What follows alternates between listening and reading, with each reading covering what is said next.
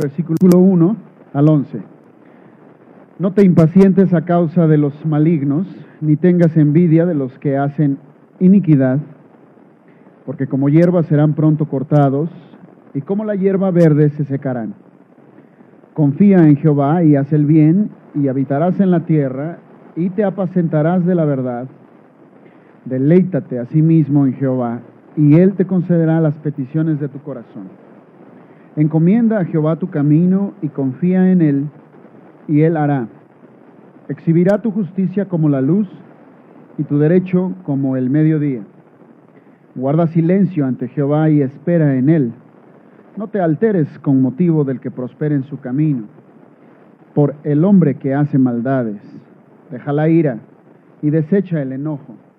No te excites en manera alguna a hacer lo malo, porque los malignos serán destruidos, pero los que esperan en Jehová, ellos heredarán la tierra. Pues de aquí a poco no existirá el malo. Observará su lugar y no estará allí. Pero los mansos heredarán la tierra y se recrearán con abundancia de paz. Mi tema en esta hora es la esperanza de los justos, también dicho de otro modo, el cielo en la tierra. A nosotros considerar la esperanza de los justos en este salmo, veremos tres asuntos: su prospecto doble, su cumplimiento en el Nuevo Testamento y luego su manifestación práctica en nuestras vidas. En primer lugar, su prospecto doble. En este salmo que acabamos de leer, David está intentando consolar a los justos en Israel. Y quizá a usted le dé la impresión de que el problema de los justos en Israel era que se encontraban desanimados o estaban tristes. Pero no es exactamente ese el asunto. Es claro por el contexto del pasaje que la gente a quien se está dirigiendo no están tristes. Su problema no es la tristeza, su problema es más bien que están enojados. Mire usted el versículo 1. No te impacientes a causa de los malignos.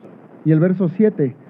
Guarda silencio ante Jehová, espera en Él, no te alteres con motivo del que prospere en su camino. Y luego el verso 8 que dice, deja la ira y desecha el enojo. El problema con los justos, que tienen los justos, es que miran cómo los malos hacen cualquier cantidad de maldades y se salen con la suya. Y estas gentes malvadas, por su maldad, hacen las cosas realmente difíciles para soportar. Frustrantes las hacen para los justos. De modo que al estar viendo que el malvado prospera, el justo se siente sobrecargado, perplejo, se siente envidioso, siente celos y muy molesto. Les pregunto, ¿podemos identificarnos con ellos de esta manera como cristianos? En un sentido, espero que sí podamos identificarnos con ellos. No debiéramos de sencillamente soportar ver a nuestros amigos ser presionados, oprimidos por los malvados. No pudiéramos tener la capacidad de ver el mundo de Dios lleno de clínicas del aborto, tiendas pornográficas y cualquier cantidad de las peores perversiones sexuales. No debiéramos de ver aquellas cosas sin tener dentro de nosotros un sentido de indignación. Sin embargo, debemos decir que un enojo sin control tampoco es bueno, porque después de empezar a experimentar por esa vereda, también empezamos a sentir, bueno, ¿qué caso tiene? Empezamos a darnos por vencidos y sentir cierta envidia acerca de los malvados. Pensamos al final entonces, quizás sea mejor llevármela tranquilo en este mundo y quizá no deba ser yo tan dedicado a Dios. Pero veamos, ¿cuál es la solución que David propone para los justos? Su consejo a estos justos es que esperen en el Señor, que descansen en Él y que entreguen el cuidado de ellos en las manos de Él. Pero ¿qué es aquello a lo que se llama al justo a esperar? ¿Cuál es la esperanza del justo? Bueno, pues leemos en el versículo 9, los malignos serán destruidos, pero los que esperan en Jehová, ellos heredarán la tierra.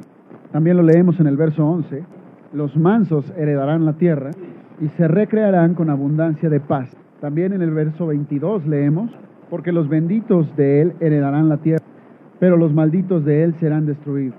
Y del 27 al 29 también leemos, apártate del mal y haz el bien, y vivirás para siempre, porque Jehová ama la rectitud y no desampara a sus santos, para siempre serán guardados, mas la descendencia de los impíos será destruida. Los justos heredarán la tierra y vivirán para siempre sobre ella. Y en el verso 34 también leemos, espera en Jehová y guarda su camino, y Él te exaltará para heredar la tierra. Cuando sean destruidos los pecadores, lo verás. David aquí identifica un prospecto doble para la esperanza de los justos. Le promete a los justos que serán ellos los que en algún momento, algún día heredarán la tierra, y también promete que estos insoportables malvados serán algún día cortados de la tierra, porque incluso los buscaremos y no los encontraremos. En toda esta herencia prometida a los justos, no se podrá hallar a los malvados y a sus obras. Ahora, note lo que la promesa no es. No te preocupes por este mundo, porque nos van a raptar lejos de él. La promesa no es un escapismo. Nos vamos a morir de todas formas y vamos a ir al... Así que no hay por qué preocuparse. Me parece que esto es lo que muchos evangélicos creen que dice la Biblia y que quizá esperaban que el salmista dijera, pero francamente no es lo que está diciendo. Sencillamente está diciendo, sé paciente, habita la tierra y a su tiempo Dios vendrá a limpiar la tierra de estos malos. Ahora, ¿qué es en lo que el salmista está pensando al decir estas cosas? Quizás sea que en ese tiempo del Antiguo Testamento David pensó que Dios intervendría de manera milagrosa en favor de los justos. Con la promesa de que David sería rey, cabía la posibilidad de la destrucción de los malvados en la tierra de Palestina. Pero quizá conmigo usted también lo encuentre difícil de creer que eso sea el único objeto al dar esta promesa a David. Sin embargo, no es nada más nuestro juicio lo que nos lleva a concluir así. Es el Nuevo Testamento el que nos lleva que este prospecto de esperanza ofrecida a los justos tiene un más grande cumplimiento en el futuro. Mientras que estas promesas que tenemos no están solas en el Antiguo Testamento, sino que las podemos ver muchas docenas de veces. También así, las mismas tipos de promesa permean el Nuevo Testamento. No les voy a llevar a todas ellas, no puedo hacerlo. Sin embargo, nos vamos a enfocar en un solo libro del Nuevo Testamento, pero es el libro del Nuevo Testamento que cita el Salmo que acabamos de leer y nos dice la interpretación de Jesús de ese verso. Así que cuando se trata de el cumplimiento neotestamentario, nos vamos a ir a Mateo, y ahí en el Evangelio de Mateo veremos 4 pasajes. En primer lugar, les pido que vayamos a Mateo 5, versículo 5, y aquí Jesús alude al Salmo 37:11. Esto no se puede ver tan claramente en español o en inglés como se puede ver en griego, pero leemos en el versículo 5, bienaventurados los mansos, porque ellos recibirán la tierra por heredad.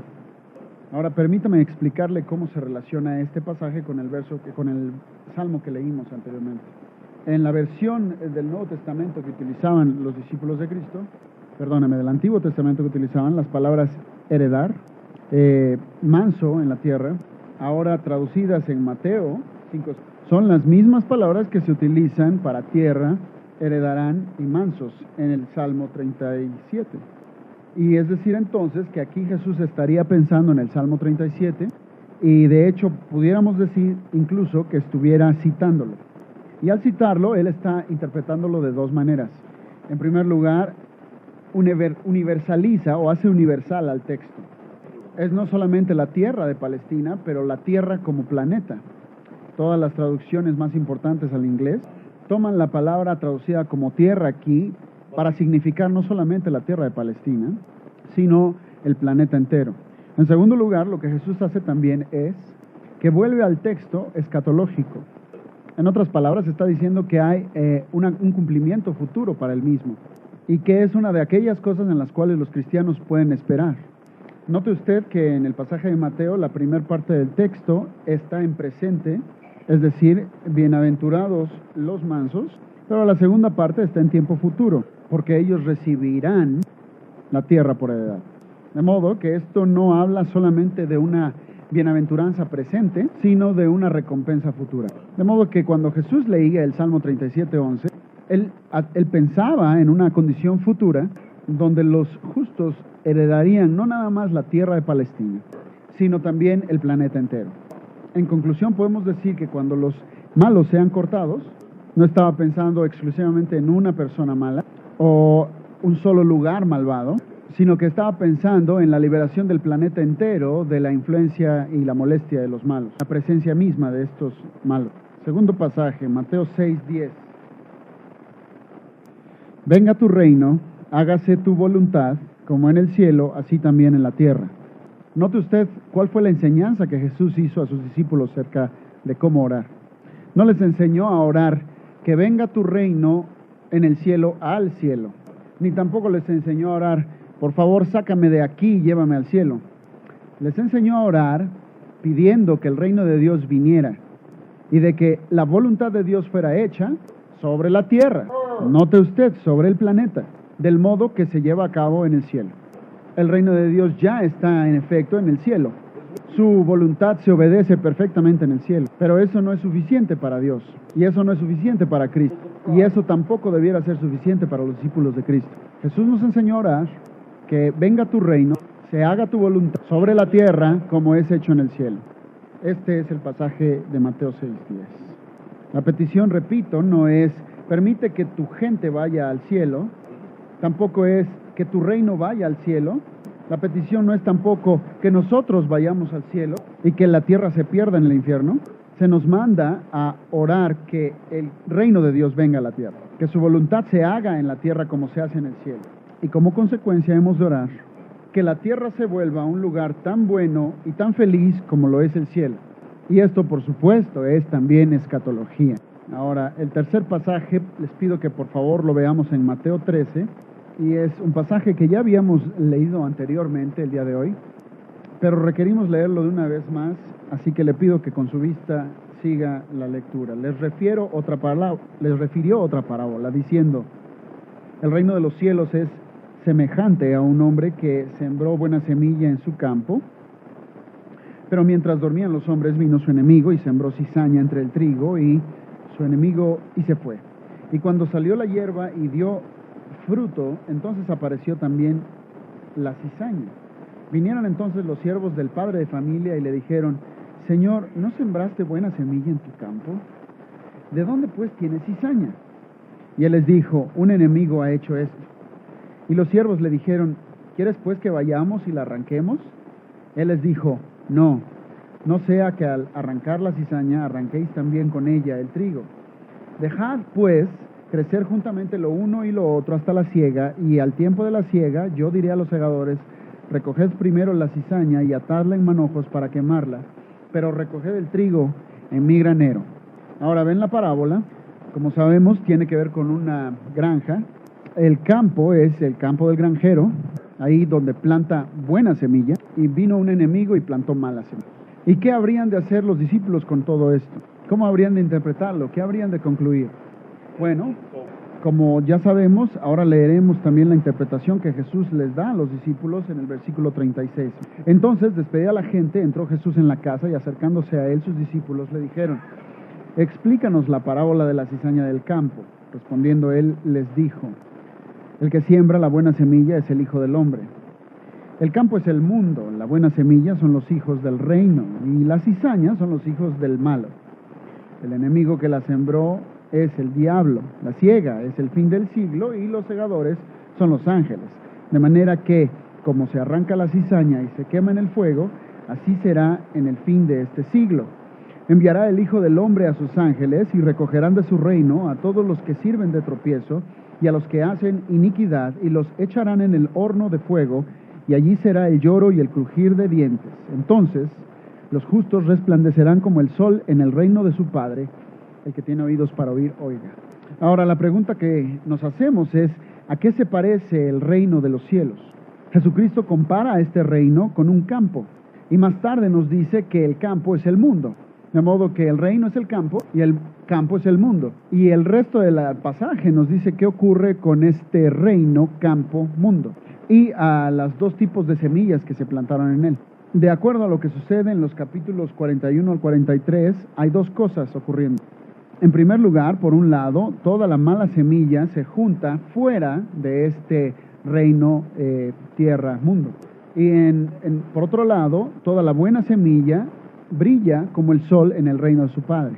Y esto es exactamente a lo que apuntaba a esperar el salmista en el Salmo 37. Esperaba que los mansos heredaran la tierra y esperaba que los malos fueran cortados de la tierra. Y esto es también lo que Jesucristo promete. Este mundo es el mundo de Dios, el reino de Dios, y fuera de él todos los malvados serán arrancados. Y cuando esto suceda, el reino de Dios vendrá. El último pasaje en Mateo que quiero que veamos es el 19, capítulo 19 de Mateo, especialmente los versículos del 27 al 30. Mateo 19, 27 al 30. Entonces, respondiendo Pedro, le dijo: He aquí nosotros lo hemos dejado todo y te hemos seguido. ¿Qué pues tendremos? Y Jesús le dijo: De cierto os digo que en la regeneración, cuando el Hijo del Hombre se siente en el trono de su gloria, vosotros que me habéis seguido, también os sentaréis sobre 12 tronos para juzgar a las 12 tribus de Israel. Y cualquiera que haya dejado casas, o hermanos, o hermanas, o padre, o madre, o mujer, o hijos, o tierras, por mi nombre, recibirá 100 veces más y heredará la vida eterna. Pero muchos primeros serán postreros, y postreros primeros. Aquí Pedro hizo una pregunta. Ya sabemos que Pedro a veces hablaba de más, y usualmente le salían preguntas que luego se arrepentía de haber hecho. Pero aquí Jesucristo decide responder la pregunta de Pedro. Los hombres ricos han decidido no seguirte. Ha abandonado este joven rico, del pasaje anterior, ha abandonado la vida eterna. Pero Pedro dice: nosotros no somos como ese joven rico, tanto yo como los otros te estamos siguiendo. Así que dinos, ¿cuál será nuestra recompensa? Así Jesús escoge responder esta pregunta. ¿Y qué es lo que le dice que será su recompensa? Jesús no dice esto: cuando mueras, Pedro, irás al cielo para siempre. Es cierto que cuando Pedro muriera iría al cielo, pero esa no es la promesa de Cristo. Más bien se refiere a la recompensa futura de una manera muy distinta. Llama al siglo venidero, al mundo nuevo, la regeneración. Esta palabra regeneración significa la reconstrucción del mundo, la renovación del mundo. Así que Jesús no está mirando la opción de destruir por completo al mundo, sino que Jesús mira hacia adelante al mundo que habrá de ser regenerado. Estaba en un sentido mirando al mundo que habría de nacer de nuevo. Esta palabra significa un nuevo nacimiento. Cuando alguien es regenerado, es nacido de nuevo. Es la misma persona, pero nacida de nuevo. Jesús está diciendo de la misma manera: habrá un renacimiento del reino que se levantó bajo David, del reino destruido bajo Nabucodonosor. Ese reino habrá de renacer, será restaurado, pero no como aquel viejo reino. El reino será universal, será transformado. En ese reino, los discípulos de Cristo tendrán vida eterna, tendrán la vida del siglo que ha de venir, la vida de los resucitados. Habrá un nuevo Israel, un nuevo reino y un nuevo mundo. Esto es lo que Jesús quiere decir por la regeneración. El mundo, la esperanza del cristiano no es el reemplazo del mundo. La esperanza del cristiano es el mundo regenerado. La esperanza del cristiano por la regeneración del mundo, no el reemplazo del mundo. No se le promete al cristiano el cielo para siempre, sino la tierra renovada. Así que aquí están los 4 pasajes de Mateo, que siento yo que nos dicen muy claramente cómo Jesús interpretaba el Antiguo Testamento. Y para terminar, permítaseme llegar a la manifestación práctica de esta exposición, la manifestación práctica sobre nuestras vidas. En primer lugar, la Biblia no enseña que el ir al cielo cuando morimos sea nuestro destino final o condición perfeccionada. Ahora, no se me malinterprete. La Biblia enseña claramente que vamos al cielo cuando morimos, vamos en nuestras almas, pero la Biblia también enseña que no nos quedamos en el cielo o que permanezcamos en una condición incorpórea. Quizá usted se crea que hay pasajes que enseñan que nos quedamos en el cielo para siempre, pero la única manera de poder decir eso bíblicamente es si entiende usted que el cielo baja acá a la tierra. No hay un solo pasaje en el Nuevo Testamento que el cielo, en contraste con la tierra, es el eterno destino de los hijos de Dios. En el Antiguo Testamento, el cielo es el estado intermedio de los creyentes, no su estado eternal. En segundo lugar, muchos de los himnos actuales y por tanto de nuestro pensamiento profético está equivocado. Hay muchos himnos muy populares que enseñan que el destino final del cristiano es el cielo, en contraste con que sea la tierra. Tales himnos son claramente no bíblicos. En tercer lugar, la manera como los evangélicos han sido inconsistentes en este asunto pudiera dejarlos de capa abierta para futuros errores. Existen enseñanzas equívocas que están emergiendo incluso en los círculos reformados, que pudieran aprovechar las inconsistencias de los evangélicos y utilizarlas para enseñar serios errores. Hay gente que se profesa como evangélico, quienes ni siquiera creen en un futuro regreso de Cristo o en una resurrección física de los muertos, que se piensan que cuando muramos iremos a una dimensión alterna, bendita, y no tendremos esperanza para este mundo. Esa visión no es un cristianismo bíblico y cambia el final de la historia. En cuarto lugar, la esperanza bíblica nos provee con anclas tangibles y con precursores terrenos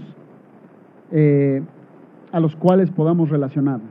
Por supuesto, nuestra esperanza última es que donde sea que estemos con Cristo. Sin embargo, eso no es la extensión total de lo que enseña la Biblia. Salmo 37 nos enseña que debamos esperar heredar la tierra, de que debamos esperar una existencia libre de la presencia de los malos. De modo que el cristiano debe de pensar en este estado. La bendición que sintió de estar en la tierra de Dios disfrutando sus bendiciones, la belleza de lo mismo, el compañerismo que hay con Dios allí, todo esto era una pequeña probada de lo que el estado eterno sería.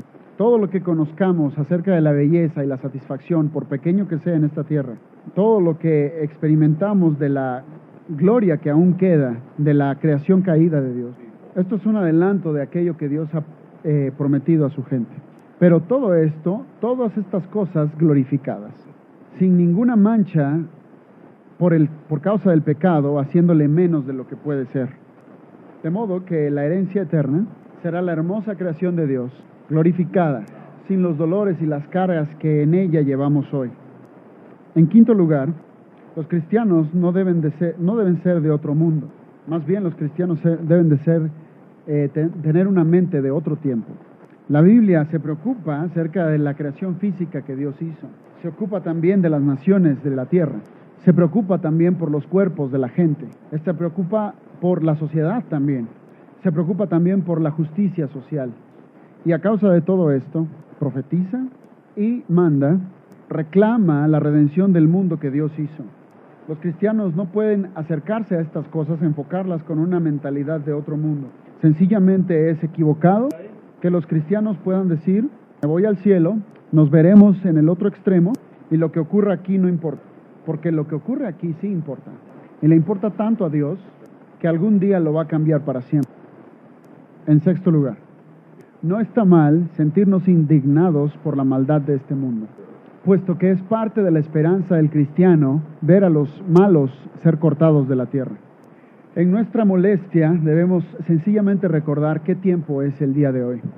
Dice la Escritura que hay un tiempo para todo bajo el sol. Y no es nuestro tiempo para tomar cualquier medida de justicia en nuestras propias manos. Es el tiempo para la espada del Espíritu, la cual es la palabra de Dios. Es el tiempo del Evangelio, el tiempo de la redención. Es el tiempo del amor redentor. No es aún el tiempo para el juicio. Si los hombres no se arrepienten, vendrá entonces el tiempo del juicio.